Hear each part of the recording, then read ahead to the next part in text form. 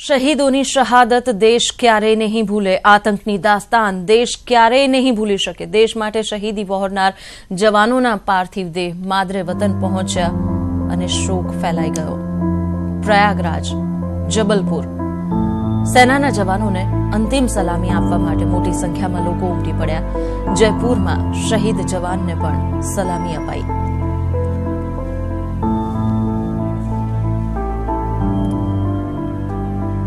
घाटी में हुआ अब तक का सबसे बड़ा आतंकी हमला कैसे अंजाम दिया गया, कैसे आंखों देखा हाल है, हम आपको बता रहे हैं। न्यूज 18 इंडिया पर पहली बार वो टीम बताएगी कि कैसे इस पूरे के पूरे हमले को अंजाम दिया गया। आप पीछे यहां पर देख सकते हैं कि वो जगह है जहां पर जो गाड़ी चलती हुई आ रही थी और बस से टकराई और वो बहुत ही बड़ा धमाका हुआ। इतना बड़ा धमाका हुआ यहां पर कि आप देख सकते हैं कि वहां पर वो घर है ऊपर, वहां तक इसका इम्पैक्ट देखा जा सकता है। और ये जो दुकानें हैं ये सारी क्षतिग्रस्त है। ये तो एक हिस्सा हुआ और आखिरकार जो आंखों देखा हाल क्या था, यहां पर वो टीमें वहां पर मौजूद थी। हम उनसे बात करते हैं। आपको ये एक्सक्लूसिव हम कन्वर्सेशन हम आपको ये सुनाते हैं। सर ये बताइए कि रोड ओपनिंग पार्टी में आप तैनात थे, पूरा का पूरा इंसिडेंट हुआ कैसे, क्या था?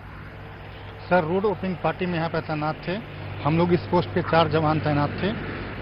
तो हम लोग के यहाँ पे ड्यूटी होती है एरिया डोमिनेशन की, प्लस जो भी गाड़ियाँ रोड से लिंक रोड से निकलती है उस रोड को उस गाड़ियों को रोकना है कि कोई गाड़ी इस रोड को क्रॉस न करे। कानवाई गुजरने वाली थी तो हम लोग इस रोड को कवर कर रखे थे। यहाँ पे हम उस रोड पे तैनात थे टी पॉइंट पे।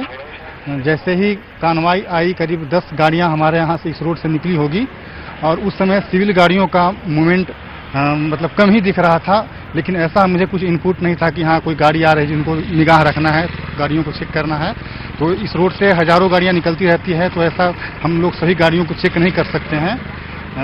जैसे ही टोटल 10 गाड़ियाँ करीब इस रोड से हम गुजरी होगी तो हमारे जो साहब थे इस एरिया को डोमिनेट कर रहे थे, यहाँ से लेकर के इस एरिया को। तो यहाँ से गुजरने के बाद वो इस पॉइंट पे वहाँ पे जाकर के खड़े थे।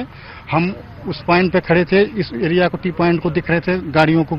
जैसे ही 10 गाड़ियाँ गुजरी होगी तो सिविल गाड़ियाँ 2-4 यहाँ से निकली थी।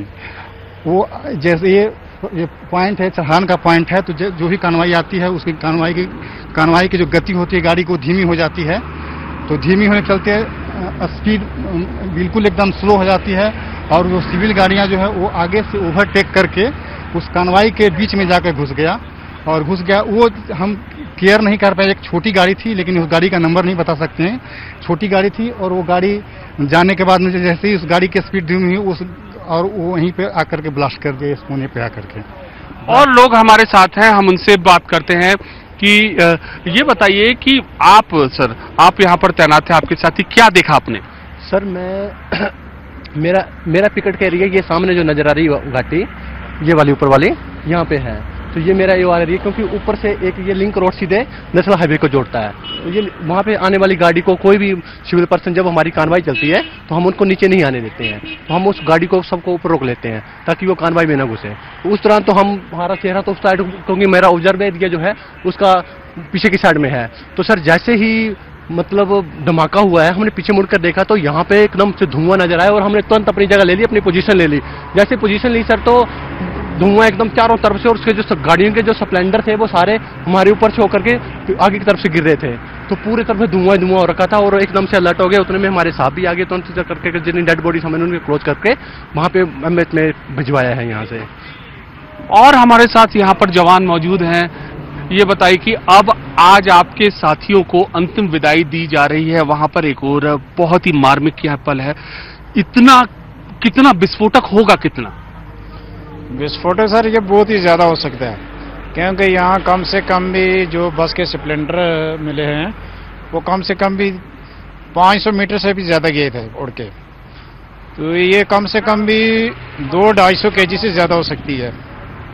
लमसम 300 केजी के करीब हो सकती है सर। किस आधार पर आप कह रहे हैं, बताइए?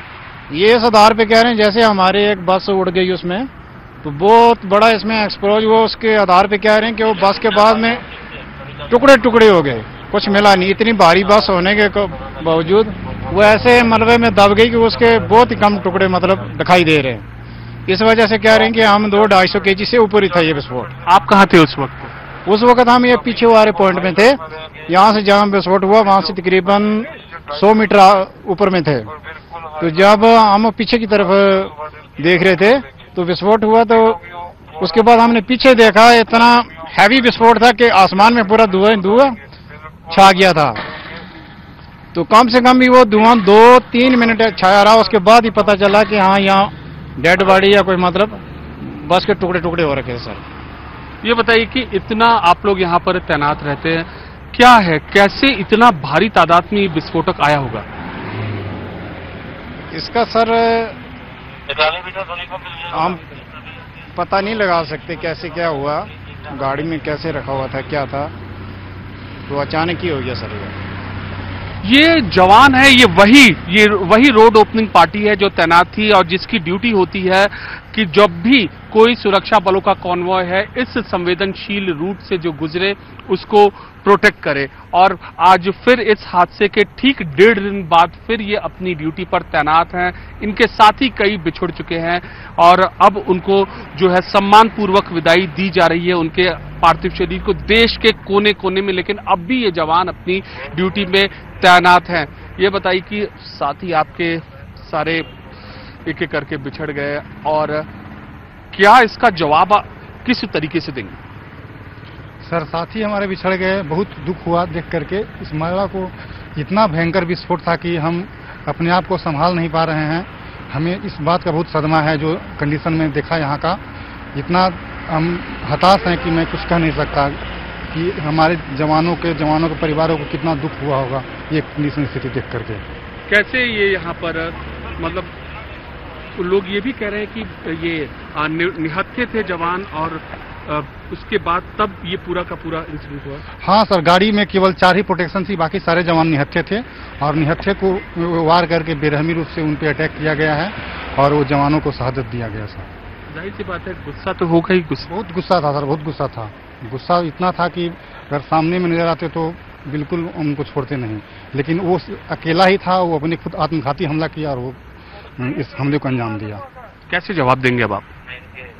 सर जवाब अब इसमें वो खुद मरने के लिए आए हैं, वो आत्मघाती हमला किए तो वो खुद चले गए। अगर और साथ में और कोई रहता तो इस हमले का मुंहतोड़ जवाब देते, लेकिन वो सामने नजर नहीं आया था, वो खुद चला गया।